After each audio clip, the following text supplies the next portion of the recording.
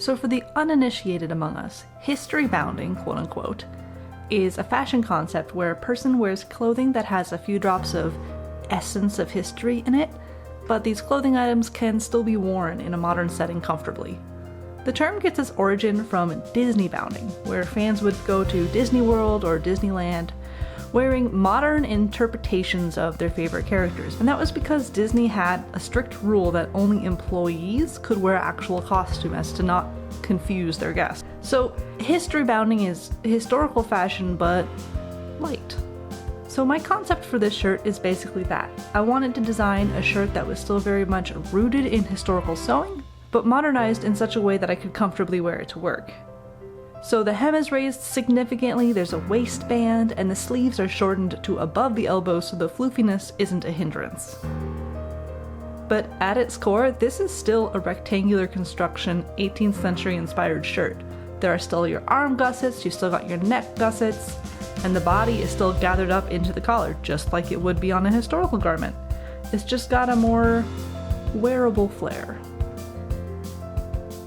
At least that's the goal. This project is absolutely experimental, so let's go on a journey. Let's see what happens. Okay, I have the world's roughest plan for what I want to be doing with my fabric here.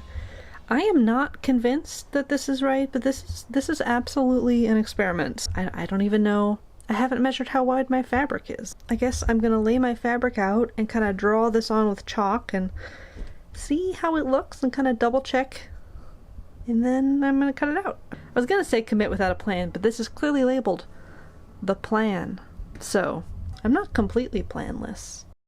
This is the fabric I'm going to be using. It's just a basic cotton. I actually got this from Swansons Fabric, and that is a fabric store that repurposes sewers' stashes that they donate or are willed to them. So everything that they sell is $4 a yard.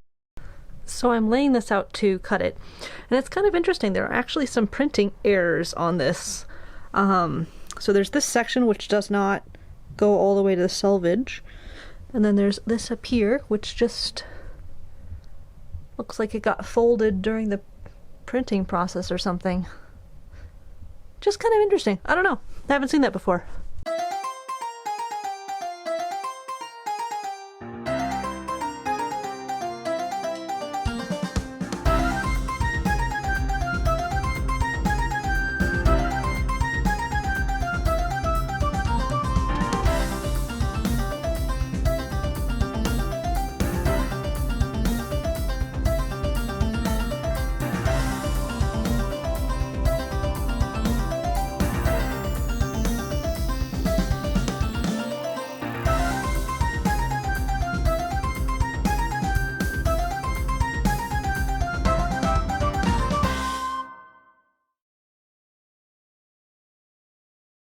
Okay, I have the body, the two sleeves, and then the neck and armhole gussets cut out.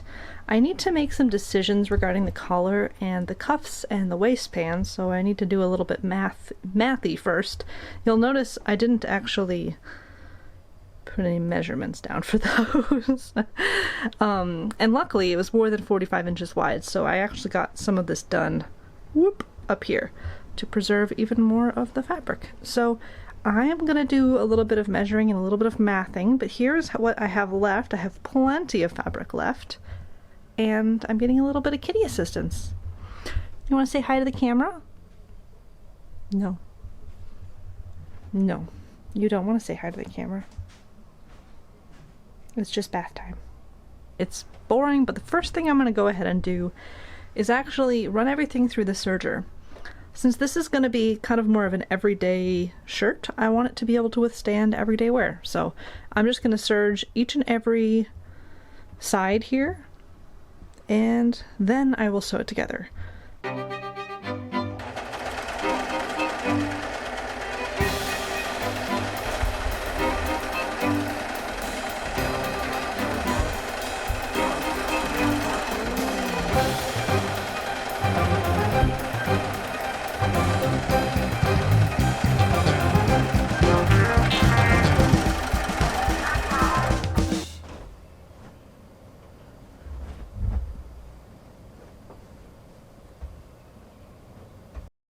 Okay, so here are all of the pieces cut out and serged, and I think it's kind of funny to see them all laid out like that, so I figured I'd give you a quick little tour.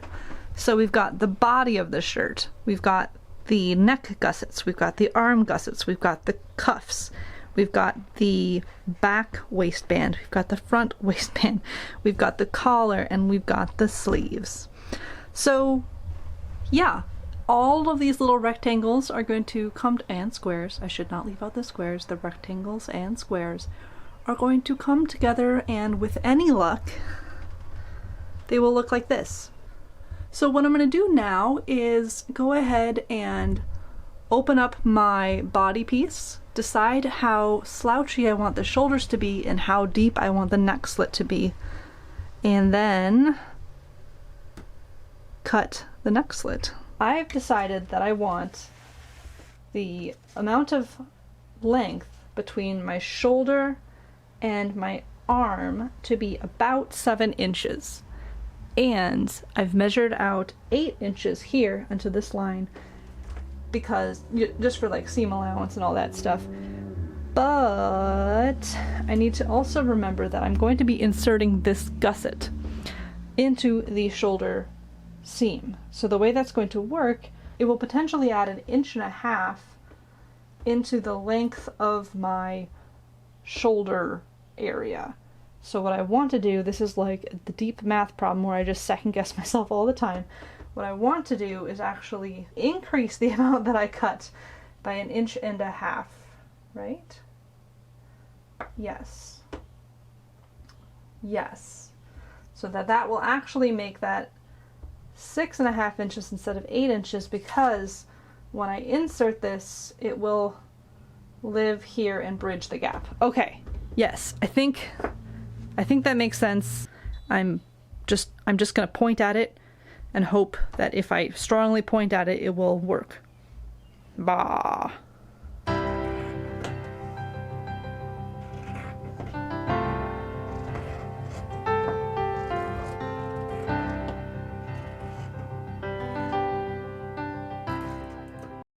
Alright, so this is the wrong side of my body piece of fabric here. So the way this works is this is the back of the shirt, and then this is the front of the shirt. So this is where the neck slit is, and here at the edges is going to be where we insert the shoulder gussets. So how that's going to work is I'm going to fold these in half like this, so it is a triangle, and then I'm just going to pin it in so each side of the shirt goes on one side of the triangle.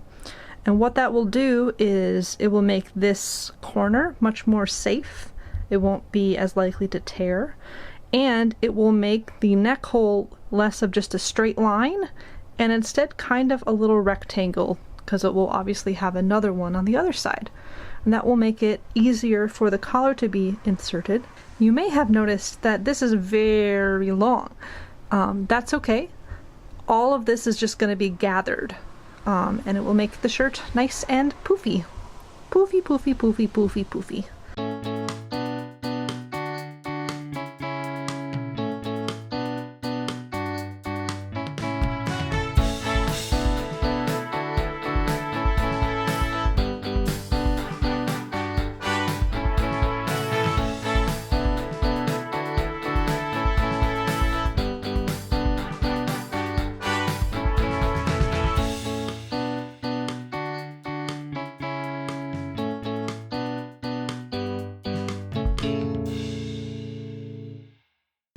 Alright, the gussets are in. They're not perfect, but I think they look pretty good, and I think it'll be completely fine. The next thing that I should do is a rolled hem down the front slit.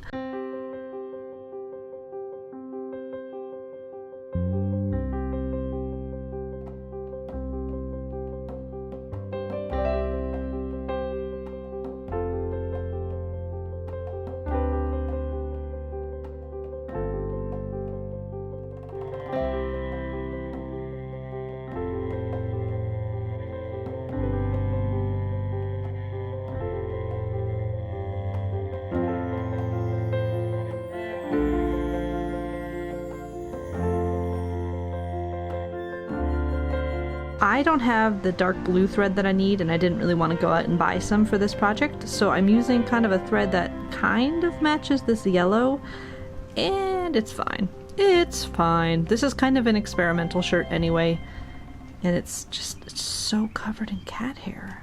I don't understand. It's kind of an experimental shirt anyway, so I'm not going to worry too much about stitches showing. But so right now the situation is all of this very large area is going to be where the collar sits. So what I need to do is run gathering stitches all around everything until the T. So starting here and ending here. Woo! And then all of this will be gathered up into the collar. So I'm going to run 2 rows of gathering stitches by hand, just so I can keep the gathers even. I didn't do that before, and it didn't look very good, so this will be a way to control the way the gathers sit a little bit better.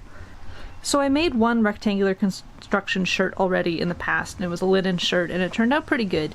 One thing I did on that is I did not run any gathering stitches through the shoulder gusset. I regret that. It kind of made the gathers sit strangely and sort of bunched to the forward part of the shirt, and I would really rather have more of the gathers on the back part of the shirt so it doesn't pull the shoulders forward. So I am going to run gathering stitches through my gussets this time.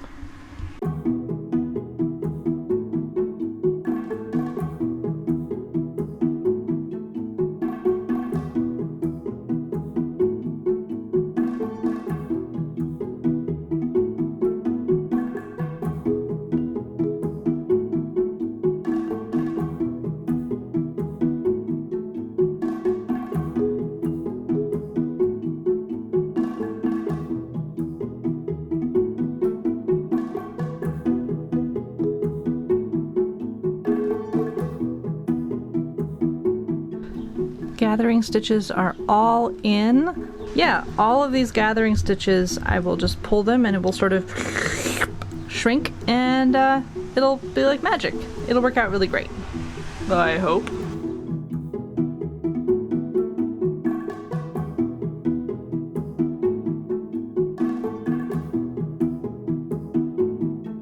Okay, this is the collar. I decided last minute that it needed a little bit more structure, so I just have a piece of linen in here as an interlining, and I've basted that in just so it doesn't float away. What I will do next is I will pull my gathering stitches, and then I will pin in my collar and kind of see how it looks, and then if I like it, I'll sew it in. And if I don't like it, I'll do it again. That's the sewing way.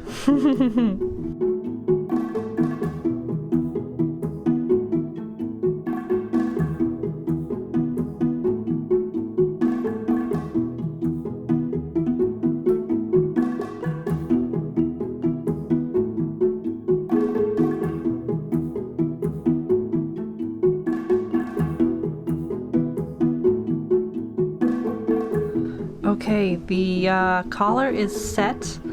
I've just pinned it in place, but look at all these pretty gathers. Please ignore all the cat hair. It is summer, it is shed season. I am losing the battle. But yeah, so the collar, this is the collar. It is set in place. I have everything ready to go.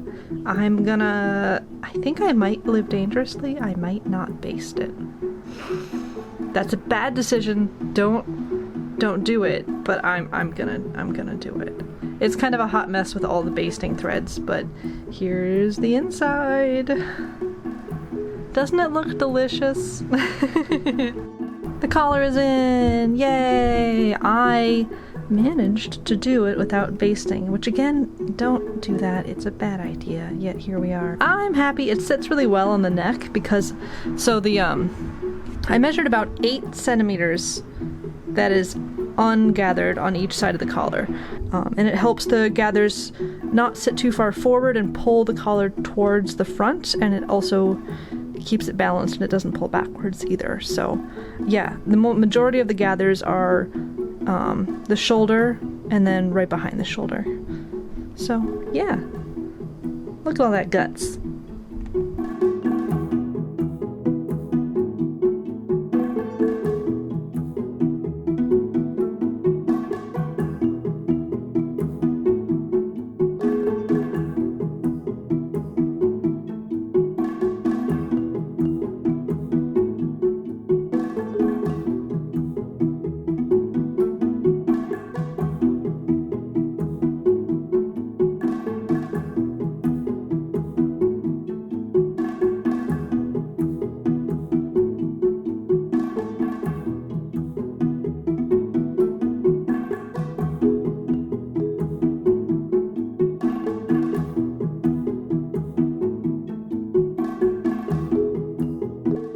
Okay, ignore this stuff. This is future shirt, but this is current shirt. So it's kind of hard to tell here, but the collar is in, all of the gathers are in, and the sleeves are in as well. So this is what they look like. They're just little baby sleeves.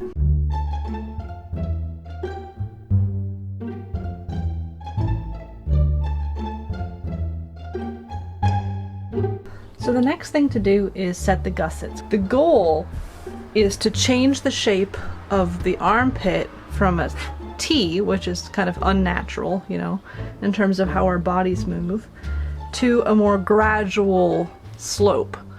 And you still do this in the rectangular construction way by using a square, which I think is just like pretty cool. Like, I think that's a really brilliant innovation. So my job now is going to be inserting this square into this hole.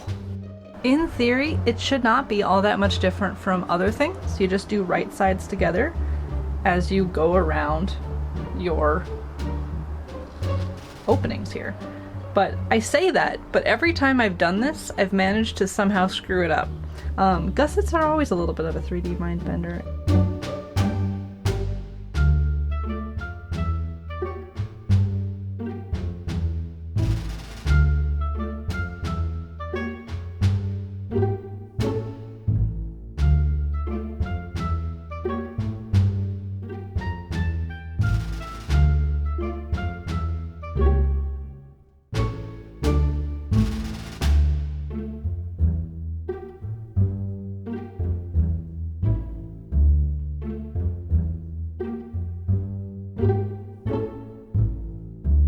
So yeah, that looks correct. Yay!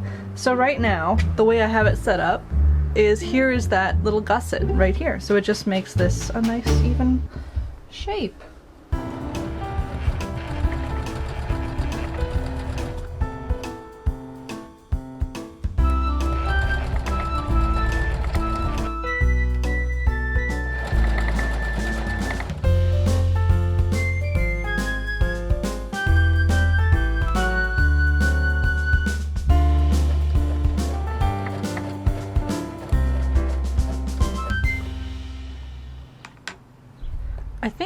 I think the impossible happened.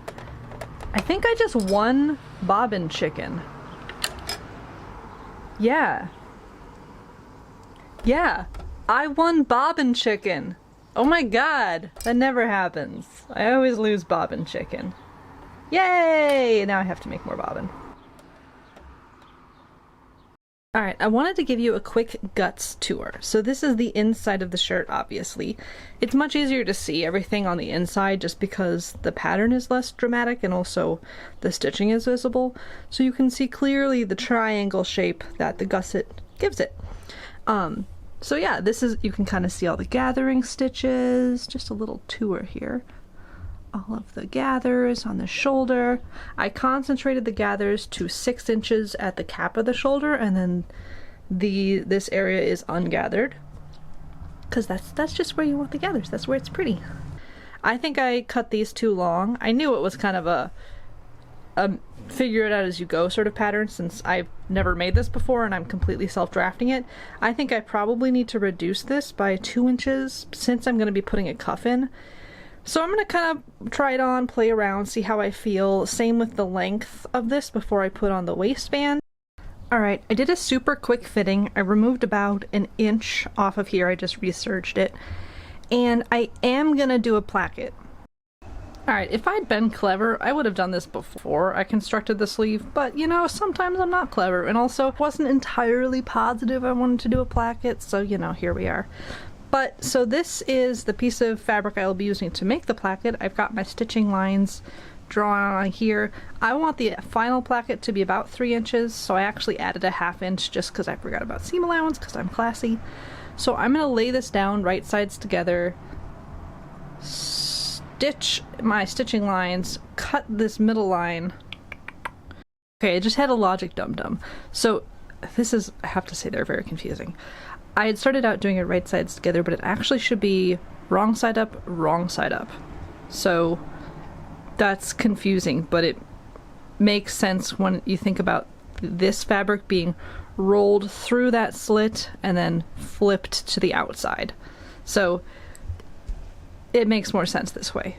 Now I will sew it down.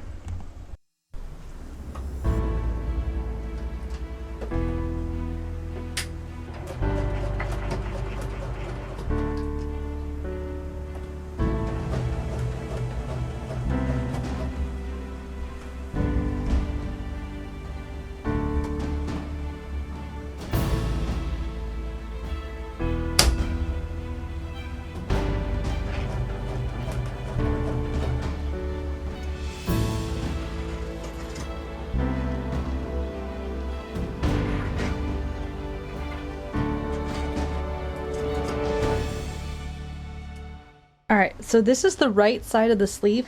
So I cut down the middle on the back side, and I cut both the sleeve and the placket, and I've turned in a little tiny hem. And now what I'm going to do is on the front, fold this in here, and I'm going to press it. So like, it seems confusing, but it is a very handy way to solve an issue where you want there to be a slit and you did not plan for a slit, because planning is hard. Yeah. Okay, a little ironing and we have a placket. So this will overlap here, and now we have a nice little finished front and a nice little finished back, and I just have to sew these down and it will be fine. Whee! My camera battery died, so I had to take a pause and let that charge up again, but here's the placket in its completed state. And while my camera was charging, I went ahead and ran my gathering stitches at the new, slightly shortened hem of the sleeve. So now what I'm going to do is pull the gathering threads, pin in my cuffs, because I get to have cuffs, little elbow cuffs. I'm so stoked.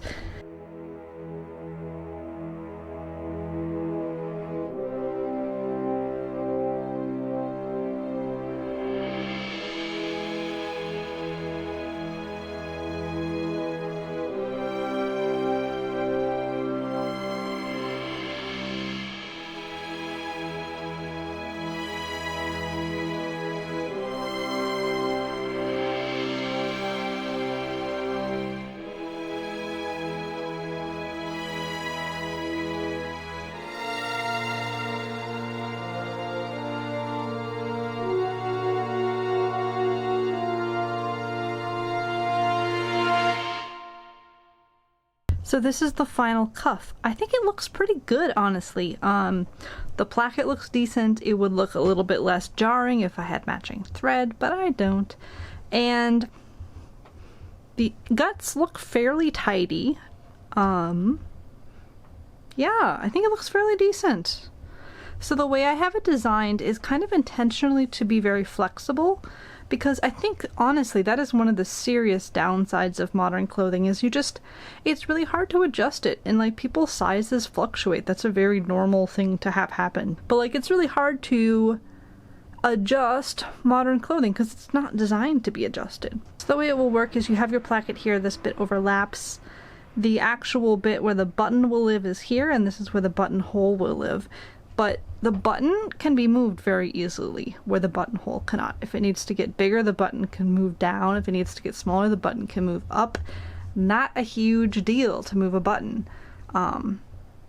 Because of the rest of the fit is so floofy, for lack of a better word. It should be a really, really adjustable pattern, which I'm stoked about. And the waist will be the same way. It's going to have the same design, where you can move the button and shrink the button. In fact, you can even put a couple of buttons on there, you know? For those days when you feel like you need a little extra room, and those days when you feel like you need a little extra security. Alright, so these are my two waistbands. They have the interfacing in them, they are sewn and turned. I am now trying to decide, this is the back waistband, and this is the front waistband. I think I want this to be a sort of triangular shape.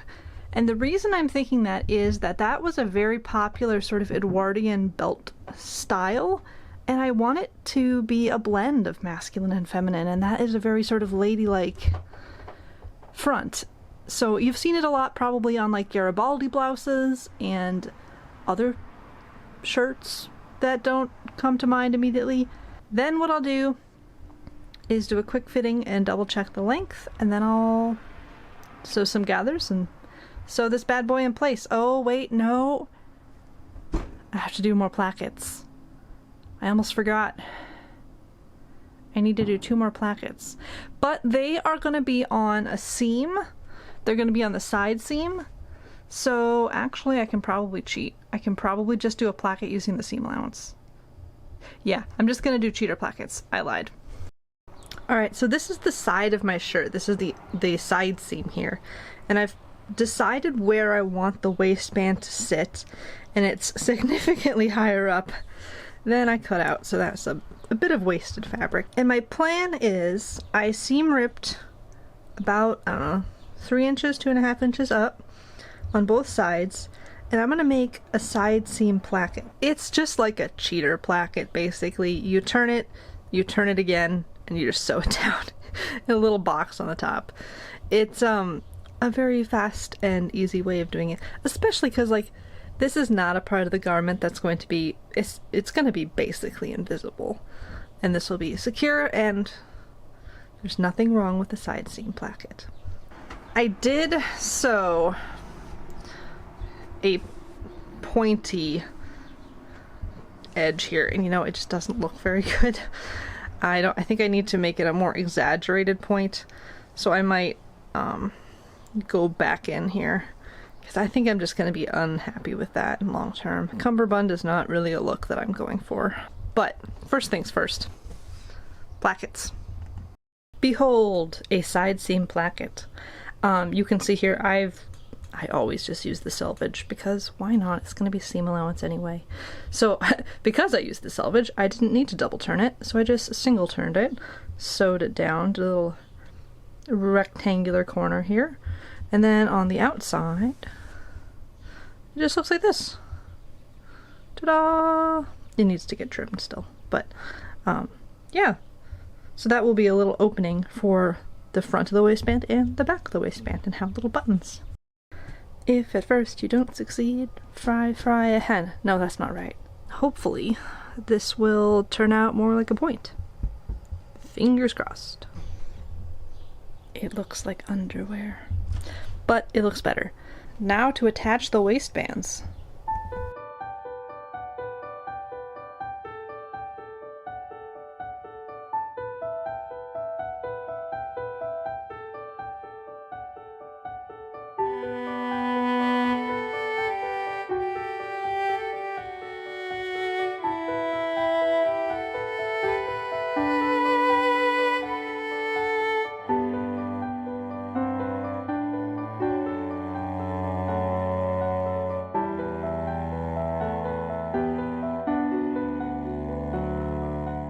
Alright, so yeah, the way this works, or the way this should work, is each placket, where's my other side? Yeah, so here's the back waistband and here's the front waistband, and it should just overlap and put a little button there.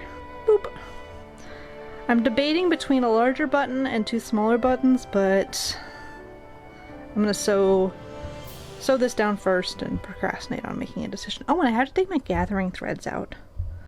Okay, I did a fitting, and it looks really good. I really like the way it's coming together. I somehow made my waistband huge. I don't know. So on the fitting, the way it fits best is to have it overlap this much, which is not what I had in mind, and I will learn from this in the future. I'm not going to correct it though, because honestly it looks fine. The placket overlaps, but there's so much gathering happening anyway, and it's on the side seam, it really doesn't look like anything's wrong. I might change my mind later, but for the moment I'm just gonna rock with it and be like, it's fine, whatever. You can't really tell when it's on a person. I will modify my pattern for next time. This is where my button will live, and I need to put in some buttonholes. I'm going to try to do the buttonholes on the machine. This is a modern interpretation of a shirt and not historically accurate, so like there's no reason not to do the buttonholes by machine. The reason I haven't in the past is honestly more selfish. It's simply that my machine can be temperamental about buttonholes. I'm gonna be brave though, and I'm gonna try it. And if it fails, then I'll unpick buttonholes. Unpicking buttonholes is the real reason I don't do it, because it's just no fun to unpick buttonholes. So I have buttons that are gonna go here at the waistband, I have buttons that are gonna go at the cuffs, and I have buttons that are also gonna go at the collar. But kind of looking at how it sat on me and how I think I want to actually wear this, I think it looks better with the collar kind of down rather than the traditional upright position, unless I plan on wearing a cravat, which would be pretty rad. But I want it to be versatile. I want it to be able to do both. So I think I will trim this down and then flat fell it, just so when the collar lays open, it doesn't look hideous. This is a situation where if I had kind of thought about that better, I would have maybe done a different collar design, but I didn't. So here we are. Live and learn. I'm gonna use these buttons, which were sent to me by the incredibly kind and gracious Pax, who is Noodle Stitch elsewhere on the internet. And I think they will be frickin' perfect. Okay, confession time. I didn't film any of that buttonhole making because I was fairly convinced it wouldn't work. But it did. These are not like magnificent buttonholes, but I think they'll do the job, and I can troubleshoot a little bit more in the future. But I have all of my buttonholes done. They are certainly not as pretty as they would be if I did them by hand, but gosh, it's pretty nice to be able to get all your buttonholes done in like 10 minutes, which is freaking wild. I did have to troubleshoot a little bit because my machine does not love stitching them evenly, as you can see. And I think this is the tightest that it will actually function at. When I try to have the stitches be tighter, it just stitches in place and creates a huge mess. So this is our compromise. So I'm just gonna put a little fray check on all of these and then cut them open and then sew on my buttons.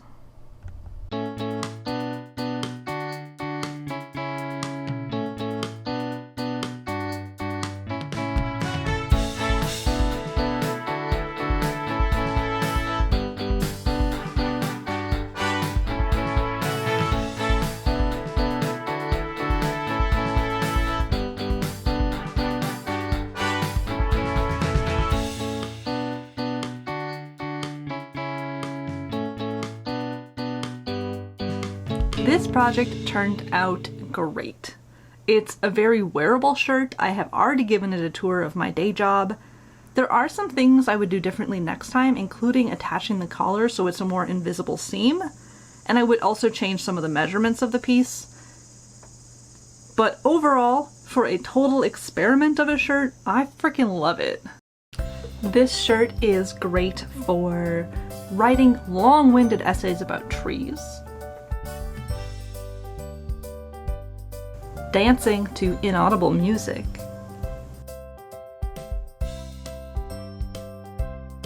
holding cats against their will over and over again, and other human activities. So like usual, I like to wrap up and kind of talk about the costs of a project because that's something that I feel really strongly about, being transparent. So this project, because I knew it was going to be an experiment, I did it really cheap. So the fabric came from a upcycle retailer basically, so this fabric was $4 a yard and it came from somebody else's fabric stash. The link to that store is in the description below if you're curious for yourself. Not affiliated, I just thought it was cool. So since I used 2 yards for this project, total cost was $8. The buttons I used were a gift from my friend Pax, which was great. And then the inner lining was also a gift. So it's a very, very affordable project.